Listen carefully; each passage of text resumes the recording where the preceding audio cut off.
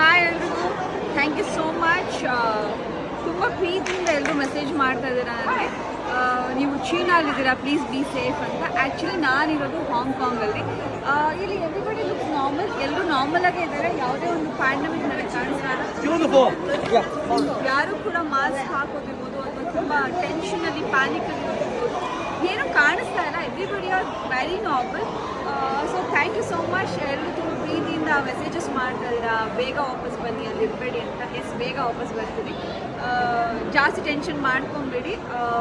ಅಂದರೆ ಇಂಡಿಯಾಗೆ ಏನಾದರೂ ಸಮಸ್ಯೆ ಆಗುತ್ತೆ ಅಂತ. ನಾವು ಇಂಡಿಯನ್ಸ್ ಯಾವಾಗಲೂ ಸೇಫಾಗಿರ್ತೀವಿ.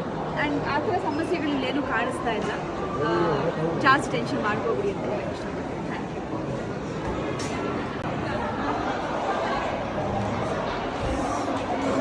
ಹಾಯ್ ಎಲ್ರಿಗೂ, ಥ್ಯಾಂಕ್ ಯು ಸೋ ಮಚ್.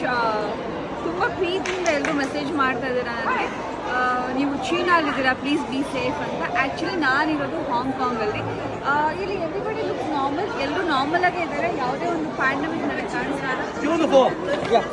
ಯಾರು ಕೂಡ ಮಾಸ್ಕ್ ಹಾಕೋದಿರ್ಬೋದು ಅಥವಾ ತುಂಬ ಟೆನ್ಷನಲ್ಲಿ ಪ್ಯಾನಿಕಲ್ಲಿ ಇರ್ಬೋದು, ಏನೂ ಕಾಣಿಸ್ತಾ ಇಲ್ಲ. Everybody are very normal.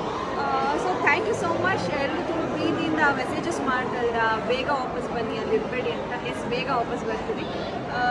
ಜಾಸ್ತಿ ಟೆನ್ಷನ್ ಮಾಡ್ಕೊಬೇಡಿ. ಅಂದರೆ ಇಂಡಿಯಾಗೆ ಏನಾದರೂ ಸಮಸ್ಯೆ ಆಗುತ್ತೆ ಅಂತ.